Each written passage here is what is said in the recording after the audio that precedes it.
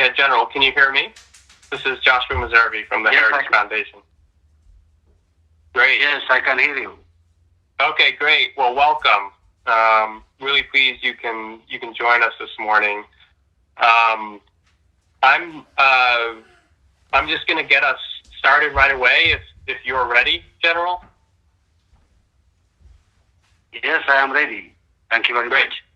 Okay, super. Well, welcome everybody. My name is Joshua Meservey. I'm a research fellow for Africa at the Heritage Foundation. Really pleased that General Tsadkan has agreed to join us this morning to give his perspective on the conflict in Ethiopia. I'm going to move very quickly because we have lots of people and not a lot of time. So General Tsadkan, of course, is one of the most important strategic thinkers of his generation in all of Africa, I would say. And he was the first chief of staff of the Ethiopian Defense Forces. He was the architect of one of the architects of the war against the Derg, the successful war against the Mengistu regime, and he's currently a member of the Tigrayan Defense Force, Central Command, Government of Tigray Central Command. So, General, I'm going to turn it over to you for your opening remarks and your opening reflections, and then we'll move to discussion and Q&A. So the floor is yours, General. Okay, thank you very much. Thank you for the introduction. As you have suggested and as the format of the discussion, I will give a brief discussion of what is on the ground with regard to the war that is being waged. It's not an ordinary conflict, it's a huge war. And at the same time, I will discuss some issues with regard to the peace process, and then there will be a question and answer session. First, what I would like to say is say something about the situation on the ground with regard to the war. This meeting is being recorded and or transcribed. Resumption of war started a month and a half ago. There were various fronts that the war was being conducted. At this time, the main effort of the government of Ethiopia and government of Eritrea jointly has concentrated mainly on the southern front, starting from Waldia up into Tigray, and western front, which is from western Tigray, Walkait, Badime area to Ndasilase, to Shire Ndasilase. Their target is to reach Shire Ndasilase. In this, all Ethiopian forces, there are 8 commands in Ethiopia. One command consists of 3 corps, and one corps in one corps there are 3 divisions. Altogether in one command there are around 12 divisions. There are 8 commands in the Ethiopian army currently, besides the commando and Republican Guards. And in addition to this, there are around 19 divisions of Amhara Special Forces. All those forces are fighting now against the Tigrayan government, Tigrayan authority. 5 of the commanders are in western Tigray, out of which 3 are attacking Tigray from Eritrea, northwestern command, eastern front, Eastern Command and Southern Command, plus 3 commando divisions. 2 commanders are attacking from western Tigray, from the direction of Gondar to Adarkai, and from the direction of Walkait towards the town of Shararo. Two commanders and special forces are attacking. 2.5 or something like that are attacking from the direction of Voldia. So those are the forces that are attacking the forces of Tigray. On top of this, all Eritrean forces, including reserve, have been mobilized. Those are generally around 54 divisions, out of which 6 are mechanized divisions. Around half of all those forces are, around 24 divisions are attacking Tigrayan forces from western Tigray in coordination with the Ethiopian forces. Around 5 to 6 divisions attacked from the eastern front, from the Barahale direction towards Mekelle. And I think you might have heard what has happened. This force has been temporarily neutralized. Whether the Eritrean forces will continue to mobilize forces in that direction and attack Mekelle is something that we are going to see in the future. The rest of the forces of Eritrea are in the highlands of Eritrea, around Zalambesa, Tarha, and Mandafara, Adhuala direction. In the whole war, the main support of mechanized forces is from Eritrean forces. The Eritreans have relatively more mechanized units, more tanks and more artillery. They have a huge arsenal of ammunition. They don't have any problem because they have taken a lot from the Ethiopian army, and they are being replenished continuously from Addis Ababa. Logistical support is from Eritrea.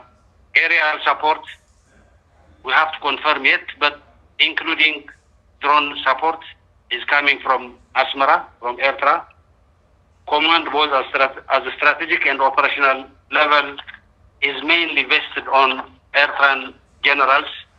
So the main architect and implementer of this war is Eritrea, the Eritrean government, with the permission, close coordination, and invitation of the Ethiopian Prime Minister.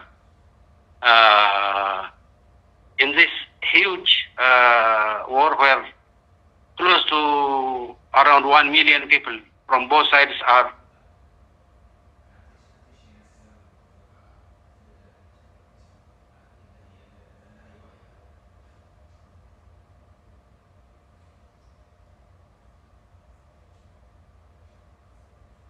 General, you just went on mute. So if you could unmute yourself. How about now? Is it okay? Yeah, perfect. You cut off right after you said there was 1 million men mobilized on each side. Yeah, roughly around close to 1 million, out of which close to slightly less than 1/4 are forces under TDF. The rest are from the other side. In this huge war where we are blocked for the last roughly 3 years, Tigray was blockaded 1 year before the war, and it has continued, especially after the government of Tigray controlled Mekelle. We are left alone with no other option except to fight for our survival. It is a declared intention of both the government of Abiy Ahmed and the government of Isaias Afwerki to finish not only TPLF and its associates, but Tigrayans in general, because of who they are. This war is, in my opinion, a regional war. It has extremely far-reaching implications. If they get their way, the whole geopolitical landscape will change. Isaias will be the boss of the region. He has already brought Abiy Ahmed into his pocket. Abiy Ahmed doesn't have any other alternative except to obey what Isaias as tell him. It is public secret that Isaiah's next target is Sudan. So the whole region, if Isaiah could break the resistance of EDF and the Tigrayan people, he is out to dominate the region and implement his version of governance, which is very much known. I don't need to go into that detail. So this is the consequence. And on the other hand, if the Tigrayan resistance prevails, there will be a chance for the region to restructure the whole politics in a way that benefits the general public, all Ethiopians, including Eritreans as well. So it has far-reaching strategic implications in shaping the geopolitical situation in this part of the world where, as it's known, this region is situated in the western part of the Red Sea. The strategic significance of the Red Sea is very much known. I don't need to go into that detail. Above all, even if they win, even if, which is not foregone conclusion, which is difficult because we are fighting for our survival and we'll fight on how we know to fight. But hypothetically, if they win, there will not be peace. Almost half of Ethiopian defense forces are in Eritrea. Whether those forces will be extricated or come out of Eritrea willingly is doubtful, because Isaias has a habit of retaining those forces and using them for his own purpose. And Isaias, Eritrea cannot dominate Ethiopia, even if they wish so, because it's not a matter of Abiy Ahmed. The whole Ethiopian population will not accept the domination of tiny Eritrea,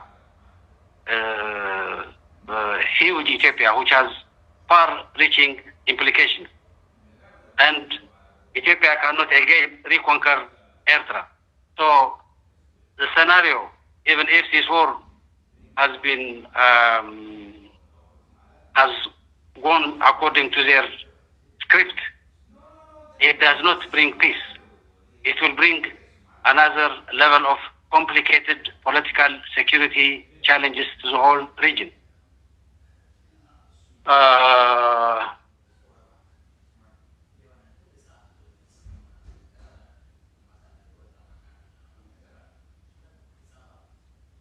Of course, there are other actors in the region which have come to this region as well. For example, I don't think anybody could predict clearly what the role of the Russians and the Middle Eastern countries will be in this part of the world, because there is a relationship, established relationship.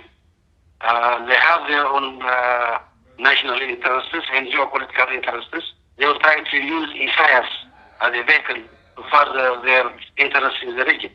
So not only there will not be peace in the region, but it will be an internationally complicated geopolitical situation because of the strategic nature of the areas that we are talking about. So if I say this much about the nature of the war, who is actually leading and the architect of the war, the next issue will be how do we extricate ourselves from the current predicament that we are in. For us, Tigrayans, peace is a strategic choice because of what we are, who we are, where we found ourselves to be. Only we demand that there is a credible and impartial peace process. We don't want to be controlled and dominated by other forces. We want to have a fair share of our role in the political dispensation of Ethiopia. But the current arrangement is such that the desire is to not only dominate and control Tigray, but exterminate the population. I'm not talking to exaggerate the situation. They have done it in the past. They will continue doing it in the future. They are doing it currently in the areas Eritreans and Ethiopians control in western Tigray, in Abiabo. They are raping, they are looting, they are killing, they are exterminating people. That's what is happening.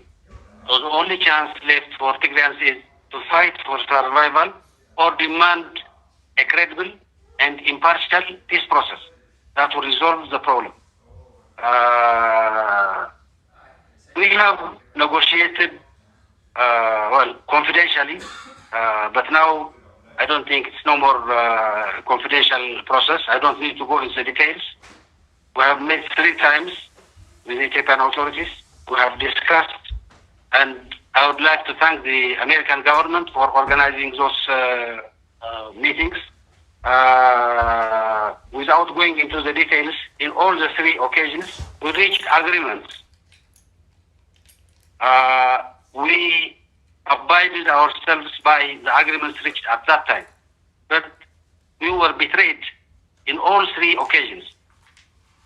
The last being the one that was done in Djibouti, where we came out with a clear proposal of cessation of hostilities. And of course, what needs to be done in the cessation of hostilities. This has been made clear in the proposal of the Ethiopian government on September 11 to the whole world. Those proposals did not come out of the blue. They came on the basis of the meetings we had with the Ethiopian authorities at different times.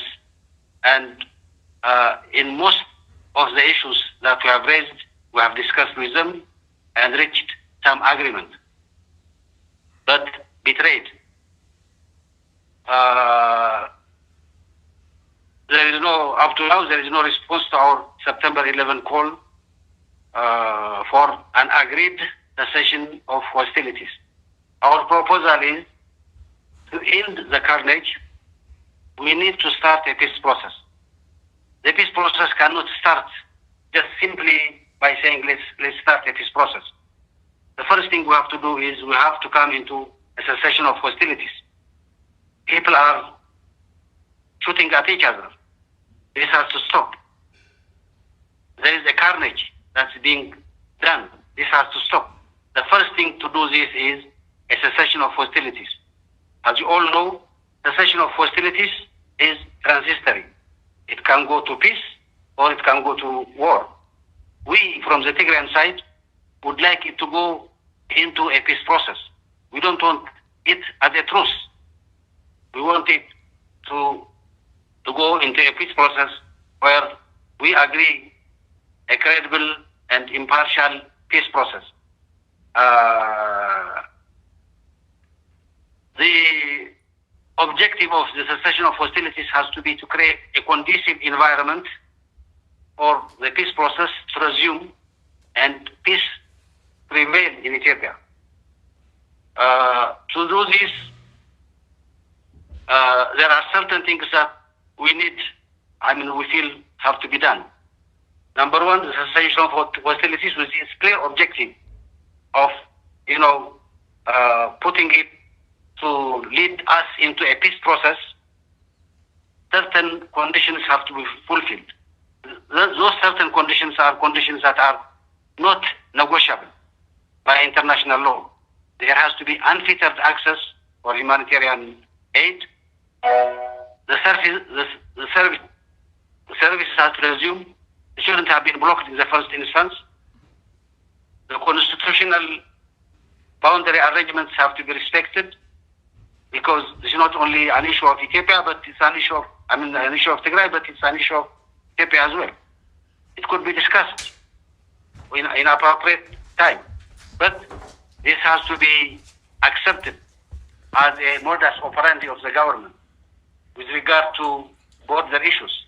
Foreign forces has to go out, because in the presence of foreign forces, not only simple spectators, but the main architects of the war, there will not be peace.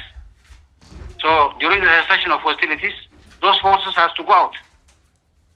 The force that has invited them, is cooperating with them, working with them, has to publicly tell them to go out of Ethiopia, out of Tigray. And there are other two important things that we feel should be fulfilled during the cessation of hostilities. Number one, there has to be a credible and impartial peace process architecture agreed.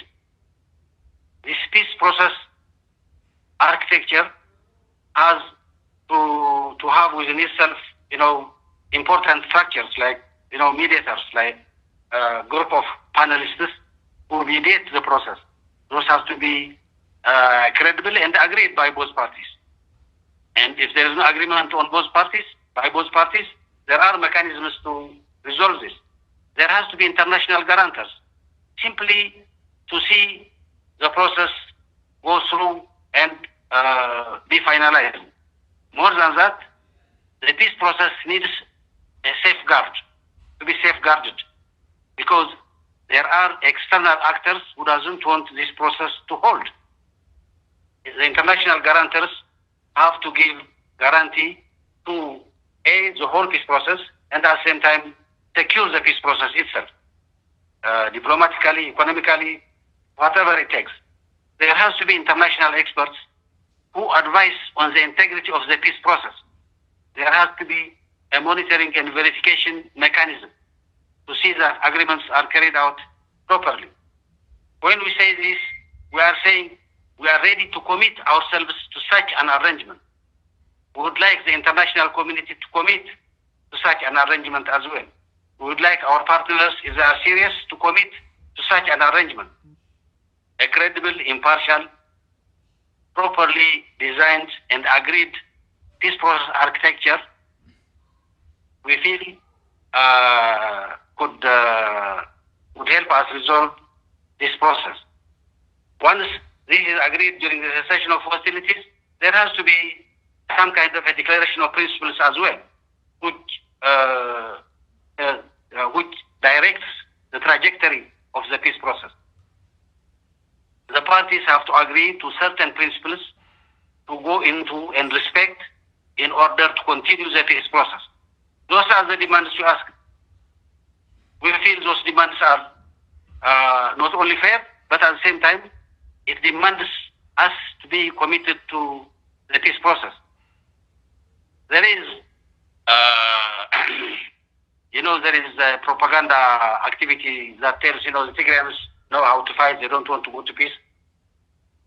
Well, given our circumstances, if we are forced between subjugation, control, we'll fight. But we would like to have a fair and credible, impartial peace process, internationally designed and accepted, and we would like to abide ourselves by that process, and will accept whatever comes out of that process. We made this clear. The Ethiopian government rejected it. They told us they didn't want to go into cessation of hostilities, and they didn't respond to our call. After the cessation of hostilities and what needs to be done within a certain period of time during the cessation of hostilities, then we can have a robust, credible, impartial peace process. We are ready to commit ourselves to such a process. We are ready to commit ourselves to an agreed cessation of hostilities. I would like to say something about, the Africa. We have agreed on African-led process, but this shall not be, meant a carte blanche to African Union to impose whatever they think is a proper peace process upon us. It has to be discussed and agreed between the parties, not only between us, but between us and the Ethiopian government as well. Up to now, we haven't heard anything from the African Union. Nobody has contacted us. Rather than designing a robust, credible, impartial peace process, the issue has become Mr. Obasanjo. Our misgivings on the African Union and our opinion on Mr. Obasanjo has been made clear. With all our misgivings, we have accepted the Continental Organization, but we haven't changed our position on Mr. Obasanjo. We don't want to make Obasanjo an issue. What we are saying is, let's have a credible, impartial, robust peace process architecture in place, and then we take it from there. And there are modalities and traditions for this kind of a process to be put in place.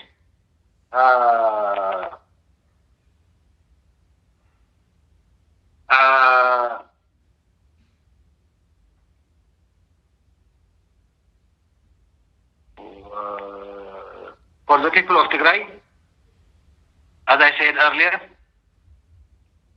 we don't have any other choice except to go into a credible, impartial peace process or fight for our survival.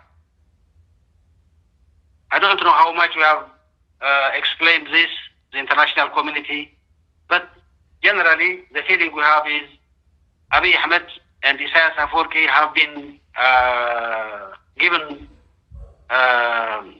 a blank sheet of paper to write whatever they want, to do whatever they want, to finish the whole situation by war and continue their extermination of the people of Tigray, as they have done it in the first round of fighting and continue to do in the second round of fighting, where their forces control some areas, northern Tigray and western Tigray.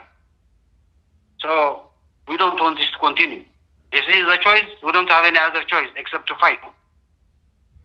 But we are demanding the international community to have in place a proper, credible, impartial peace process, as I explained earlier. This starts with an immediate agreed cessation of hostilities.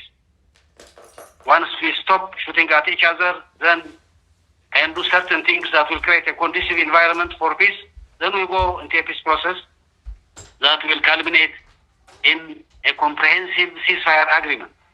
That comprehensive ceasefire agreement, in our opinion, will lead us into an all-inclusive political dialogue, where all political parties in Ethiopia participate, including us, and then try to resolve the political predicament of this country in a manner where people's voices are properly heard. Whether the current Prime Minister will continue as a Prime Minister or not is up to the people of Ethiopia. They have to choose their leader, and that's how it should be decided. But one thing that has to be clear is the fate of the state of Ethiopia and the fate of one leader are two different things. The fate of the state of Ethiopia is now under serious jeopardy. We are begging, let's go into a peace process and try to save the state of Ethiopia.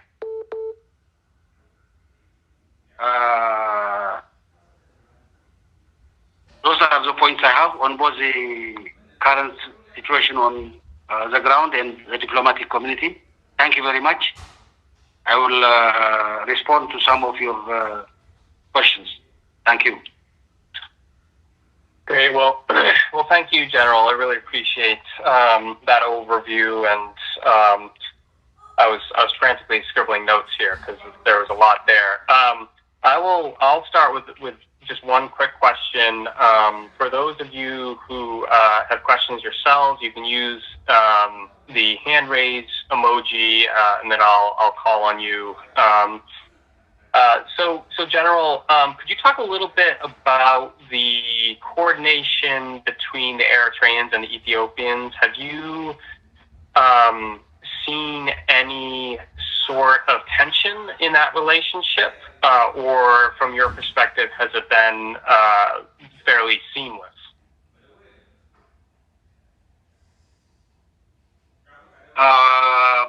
Well, there are reports that we get. There are tension at the operational and tactical levels between the Ethiopian army and the Eritrean army. But for me, with regard to the bigger picture, with regard to the strategic alignment, as long as Isaias and Abiy are in power, I don't think that will matter much. The military of both countries do whatever they are ordered to do, and they are doing that. Whatever small tension or disagreements might be there, at present are inconsequential. So that's how I see it. Great, thank you. So I'm going to start calling on people for questions. Please identify yourself before you ask your question. I also just wanted to remind people, as I stated in the email, this is on the record and it is being recorded. So just a reminder for you all. So we will go to Tibor. Okay, General, thank you very much again for joining us. Josh, can you hear me? Okay. General, from your description of the military situation, I can imagine that Prime Minister Abiy and Isaias would feel like that they have an advantage, and every day goes further to their advantage. Can you realistically anticipate that there is a way open for the Tigrayan forces to still have a victory, or at most to protect Tigray? I mean, we all know how difficult the terrain is in Tigray and how impossible it is for a invading army to hold it. So if you have to maintain the military posture, are the Tigrayan defense forces capable of doing that? Again, thank you for joining us. Over.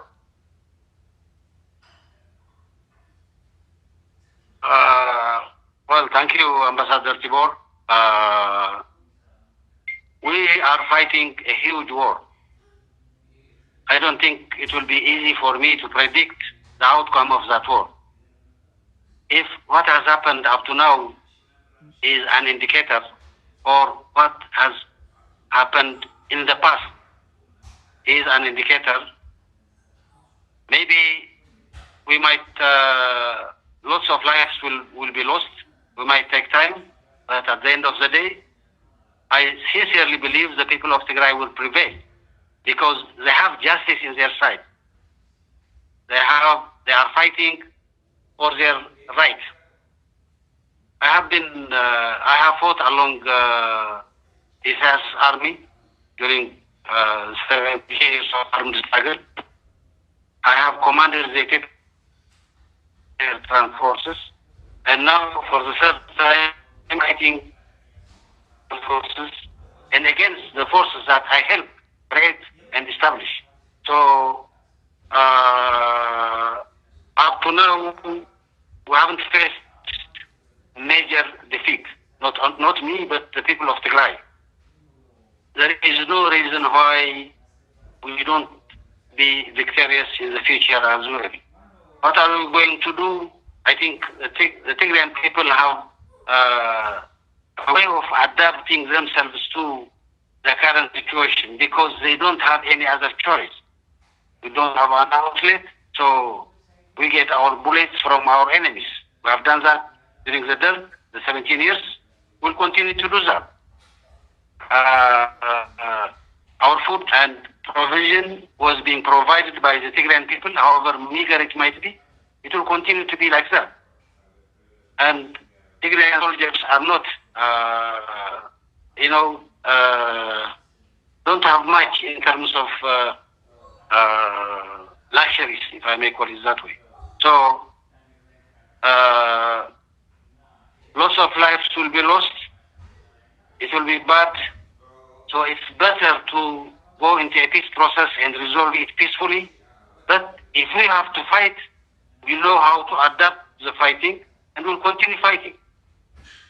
And at the end of the day, since we are fighting for justice, for our rights, for equality, the Tigrayan people didn't ask for anything.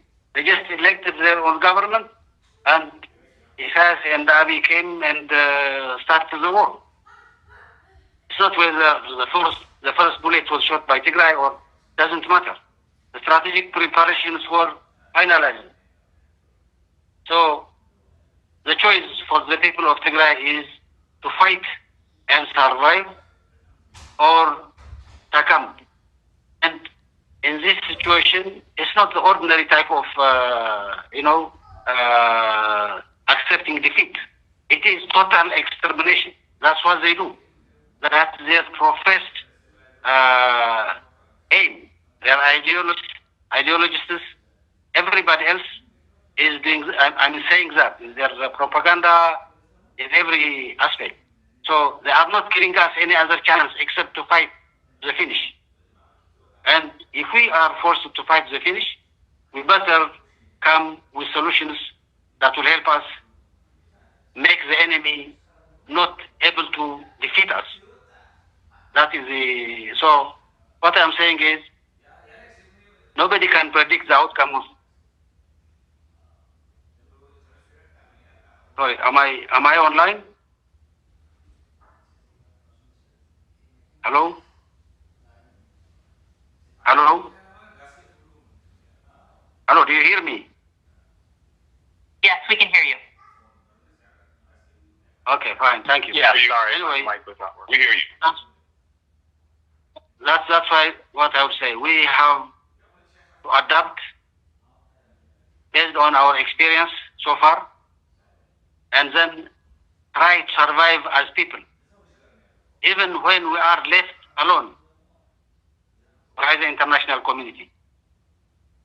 That's the case up to now.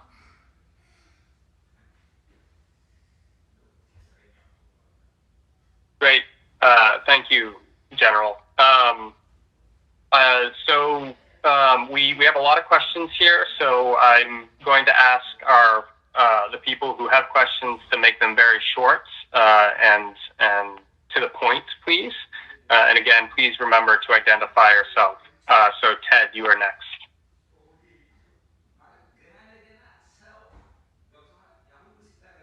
Thank you, Joshua. My question will be very brief. My name is Tewodros Turfe. I am the chairman of the Amhara Association of America. It's an advocacy group here in the United States. General Tsadkan, in the TPLF's most recent statement on cessation of hostilities, the TPLF has no longer set preconditions on the issue of Volkite. We believe this is a positive development and hope this is a sign that TPLF has finally accepted the current status quo and historical administration of Volkite and Raya. As an organization, we have issued multiple statements condemning all human rights violations by all belligerents and have demanded unfettered humanitarian access for all Ethiopians. However, our organization, international human rights organizations, and many media outlets by both Ethiopian and Western have documented gross human rights violations committed by TPLF militias in what amounts to a genocide, including massacre of thousands of Amhara civilians, rape of thousands of Amhara women, millions of Amharas displaced, blocking aid to areas within Amhara region held by TPLF, and destruction of civilian infrastructure. And similar crimes have been committed against Afar civilians by the TPLF militias. How does the TPLF envision a lasting peace between Amharas, Afars, and Tigrays while the TPLF forces continue to commit war crimes? Thank you. Number one, for the record, the government of Tigray, by the way, I'm not a member of the TPLF. I'm a member of the government of Tigray. The position of the government of Tigray is not to accept the status quo. The position is things have to go back to November 2020, status quo ante. The administration has to come to Tigray. Displaced people, about 1,200,000 of them, have to go back to their place, resume their normal life, and if need be, there is an issue to raise about, to whom that area belongs, then there is another constitutional process that we can discuss and agree. But at first, it has to come back to the agreed constitutional administration. So I think you need to get this straight.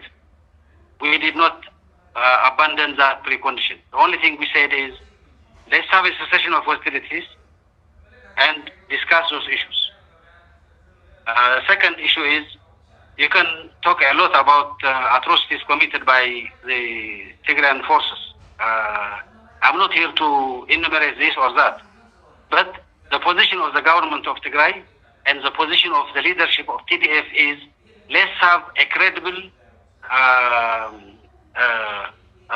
organization to verify who committed what kind of atrocities. We have been calling for an international investigation on this issue. If we are found to be guilty, we will live up to it. But we are very confident what our forces have done. We have a proper rules of engagement of the the Tigrayan army. We have penalized our soldiers who have committed crimes,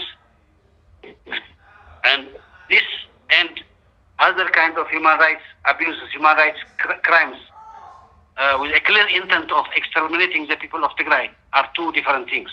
In any case, I'm not here to argue whether we have done this or that, but our position is let credible international investigators come, investigate it, and then let the guilty party be known. It is the Ethiopian government who is refusing this, not the Tigrayan government. That's what I would like to say.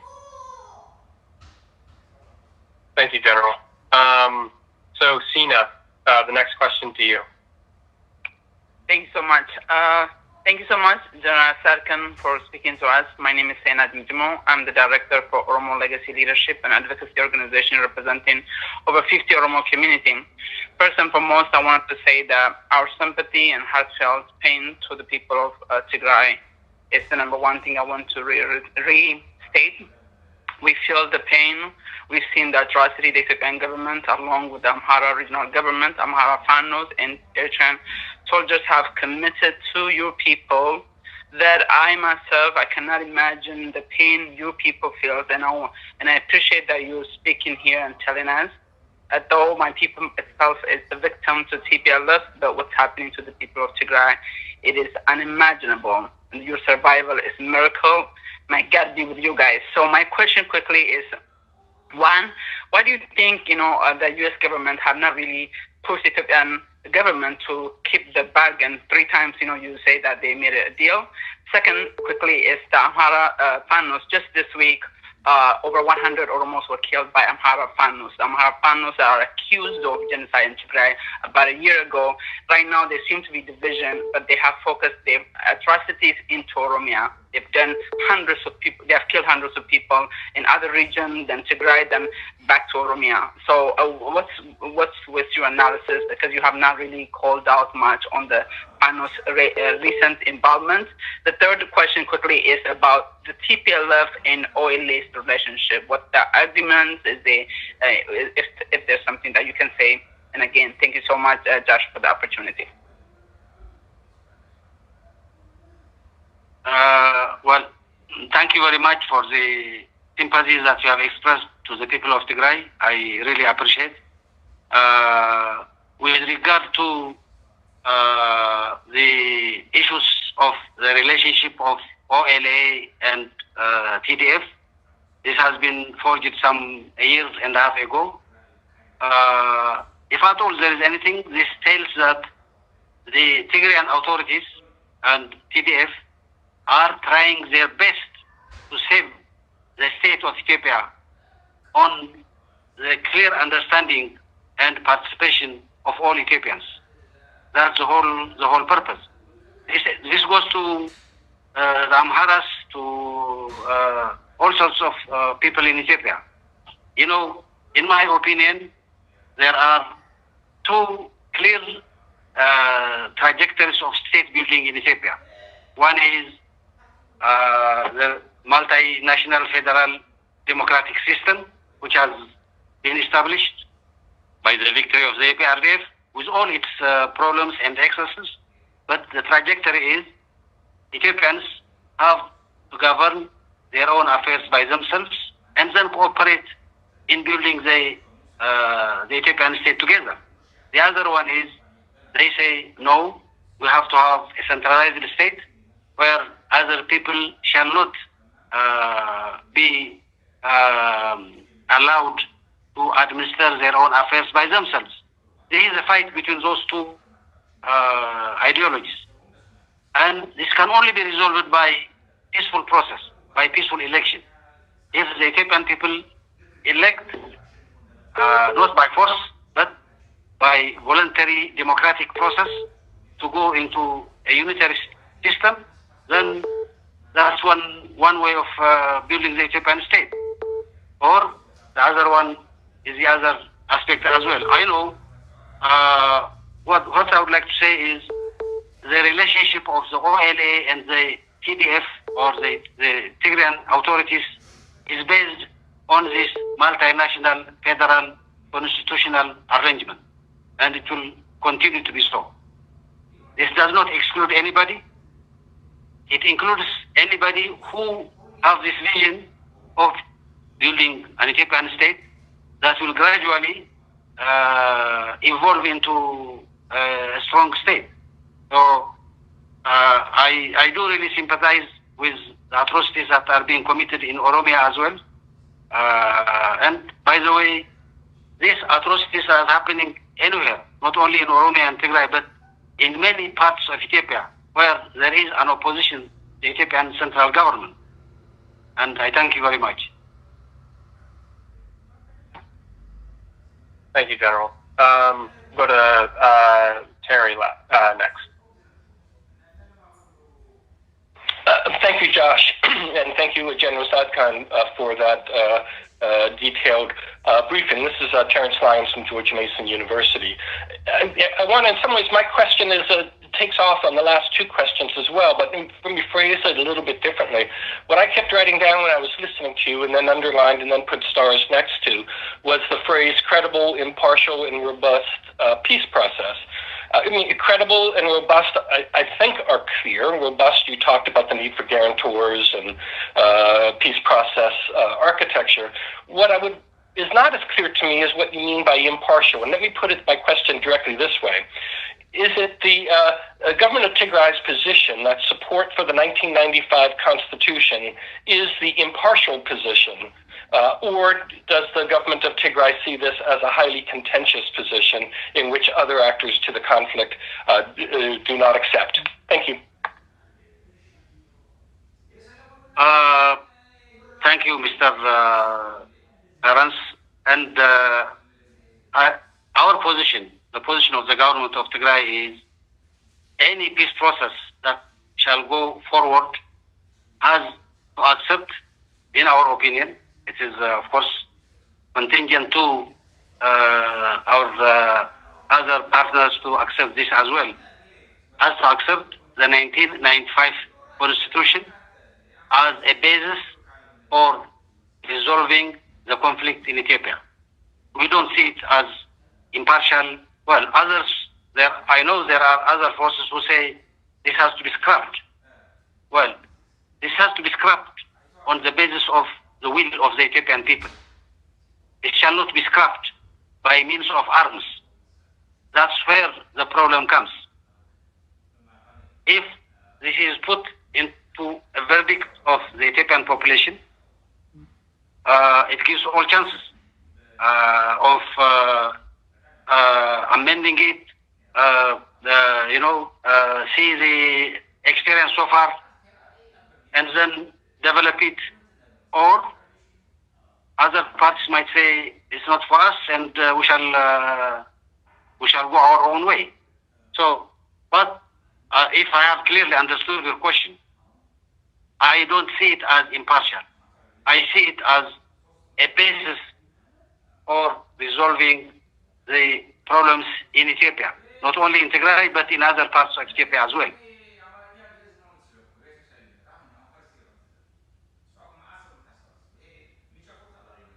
Okay, thank you, General. So we have 2 minutes left in our allotted time here. General, do you have an extra 5 minutes to spare if we go a little bit long? Fine, go ahead. Okay, great, thank you. So Johannes, you're next.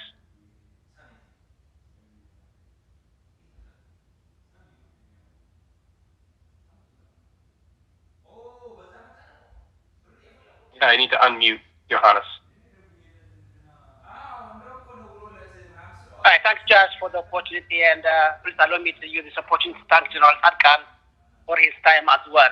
First of all, my sympathy also goes to the our people of Tigray, but particularly General Tsadkan, I would like also to take this opportunity to witness your commitment to a peaceful resolution of the crisis when it all began. And I'm extremely happy to see you as one of the negotiators along with Advocate Tacho in this process. And it is my prayer and my hope that you will help the international community as well to make sure that this crisis to be peacefully resolved. Quickly, my question to you, General Tsadkan, what do you think is the international community taking so much long in helping this process to end and resolve it peacefully? Do you think the international community, whether the African Union, United Nations, Security Council, are they all coordinated to approach this process and to end the war, or everybody has different agendas? If they do have different agendas, what is their agenda in the whole? Do they have a clarity that they are guided this approach? Because they are not really coordinated, then I think what would be your advice to this international community in this process? That's my first question, John Tsadkan. And I'm extremely again happy that to hear you say how committed you are not only to address the issues in Tigray, but also overall in the country. Your commitment to saving Ethiopia is really, really highly appreciated. And I would like to take this opportunity, General Tsadkan. What would you say to the people of Ethiopia, not just the few people, but I think the majority of Ethiopia who are committed to see a peaceful resolution? How do you want them to support this process so that at the end of the day, we have an Ethiopia that we all wanted to have? So these are just my couple questions to you, General Tsadkan. Well, thank you very much, and nice to see you again in such an arrangement. In any case, for the people of Ethiopia, what I would like to say is, let's stop this madness, let's stop this war, let's agree on cessation of hostilities and discuss our differences, resolve our differences peacefully. I very much know there are so much divergent opinions on the future of Ethiopia, how the Ethiopian state should be managed and developed. This is something that we have to discuss among ourselves and resolve it peacefully. We might not agree on all issues, but as normal in the rest of the world, if there is a genuine participation, then the other issues on the basis of the current constitution could be resolved. I don't need to go into the details of the political discussion because that's a huge issue that has to be faced when we reach there.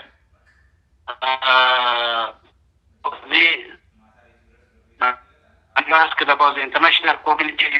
Number one, I would like to again appreciate the American government for their commitment so far and assisting the process to come into an understanding in the past. Above all, I really appreciate what the American government has done in terms of humanitarian aid to the people of Tigray, which reached the people of Tigray at a very critical moment. Apart from this, then there are issues that I don't understand either. It is for the American government to explain. I have put the strategic significance of this war. Isaias is the architect of this war. He is leading the whole thing. He has allied himself with the Russians and trying to make it a regional war. And we are here fighting for our right, for our survival. It looks like recently the international community have allowed both Isaias and Abiy to get their way do whatever they can to defeat us militarily for a 1 month and a half, non-stop, day and night fighting. The international community is watching. We are blockaded. We have no outlet. We don't have any resources, but this has continued. Why is the international community, we have clearly put our proposal on a peace process to start from a cessation of hostilities and then continue the next process. But there is no strong reaction to make it happen. Why is that so? I don't know. It is for the international community to respond, to see, and do something. And actually, to be honest, I feel this kind of interaction will help in forging opinions towards peace. That's what I can say. Thank you, General. Okay, so we're to our very last question here. Berhanu, you get to do the honors for the last question. Thank you, John. I don't hear you well. Is it okay now? That's better, yes. Okay. First, General, thank you for your time. Knowing you can see me, you recognize me or not, knowing your position before, I'm sorry that you are trapped in this situation. Because you were a peacemaker, not a general before the war. Having said that, I, regardless who is dying, I want you to know that Afar, Tigray, or Anamara, we all are Ethiopians. We are really happy over this. Now, with that, I have a couple of questions. Question number one, some of the conditions used of the peace process in what, such as the pre-2020 and some other. In other words, clearly our people. Yeah, Berhanu, I'm sorry. It's very difficult to hear you. Can you get as close to the mic as possible, maybe, and just very quickly give your question? Okay. Can you hear? No. No? I think you're having a microphone problem, perhaps. Yeah. I'm sorry, I can't hear him as well. Yeah, I don't think anybody can. Berhanu, do you want to try one more time? And if that doesn't work, we'll just have to wrap up, I think. Well, I tried.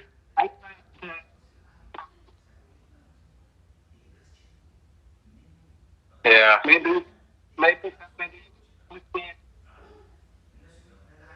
Can you? Yeah. So, no, you're not on mute. It's just the microphone is very foggy and difficult to hear.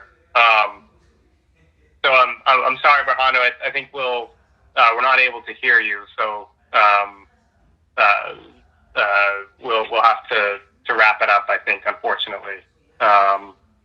Well, General, thank you so much for your time. I really appreciate it, and I appreciate your perspective on this. And there's sort of a paradox here where you're an accomplished general and military thinker, but I think many people who are know your career are also aware that you're a peacemaker or someone who wishes very much for peace. And I think everybody on this call wishes for that as well. So let us all hope and pray for that comes quickly. In the meantime, thank you again, General.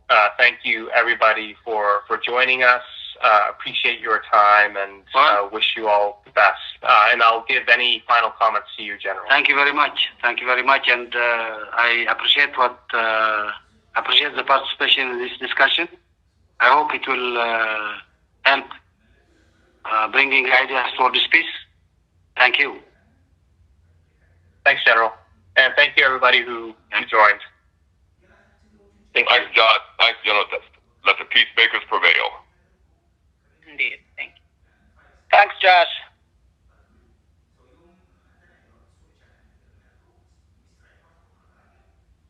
Thank you, Josh. Thanks, Josh. Great discussion. Yeah, you did a great job.